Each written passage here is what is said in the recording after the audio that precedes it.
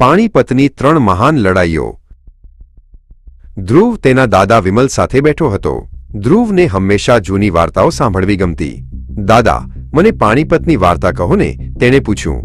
વિમલ દાદા હસ્યા અને બોલ્યા, ચાલ હું તને 3 મોટી લડાઈઓની વાત કરું।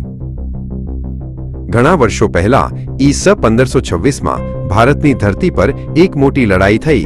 એક તરફ હતો બાબર, જે દૂરથી આવ્યો હતો, અને બીજી તરફ હતા દિલ્હીના સુલતાન ઇબ્રાહિમ લોદી। આ લડાઈ પાણીપતના મેદાનમાં લડાઈ, જે હરિયાણામાં છે।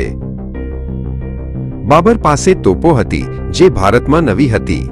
ઇબ્રાહિમ લોદીની સેના મોટી હતી, પણ બાબરની યુક્તિઓ અલગ હતી।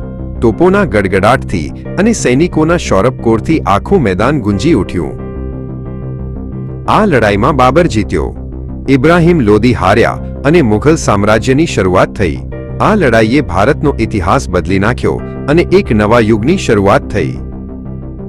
ધ્રુવે પૂછ્યું, તો બીજી લડાઈ ક્યારે થઈ દાદા?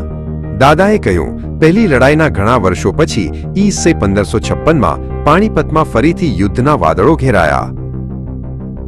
આ વખતે એક તરફ હતા મુઘલ બાદશાહ અકબર, જે ત્યારે નાના હતા, અને તેમનો સેનાપતિ બૈરમ ખાન હતો।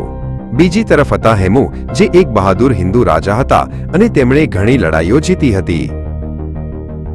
લડાઈ ખૂબ ભયાનક હતી। હેમુ જીતવાની નજીક હતા, પણ અચાનક એક તીર તેમની આંખમાં વાગ્યું। તેમના હાથી પરથી પડી જતા તેમની સેનામાં ગભરાટ ફેલાઈ ગયો। આ કારણે મુગલો જીતી ગયા અને ભારતમાં તેમનું શાસન મજબૂત બન્યું। અકબર એક મહાન શાસક બન્યા અને તેમણે ભારત પર લાંબો સમય રાજ કર્યો।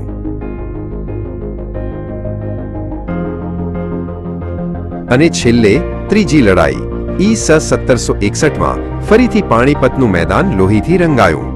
આ વખતે એક તરફ હતા મરાઠા અને બીજી તરફ હતા અફઘાન શાસક અહમદ શાહ અબ્દાલી।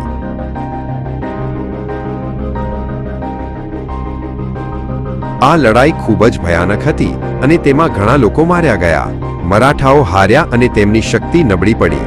આ લડાઈ પછી ભારતમાં અંગ્રેજો માટે સત્તા સ્થાપવાનો રસ્તો ખુલ્લો થયો। આમ પાણીપતની આ 3 લડાઈઓએ ભારતનો ઇતિહાસ ઘણીવાર બદલ્યો।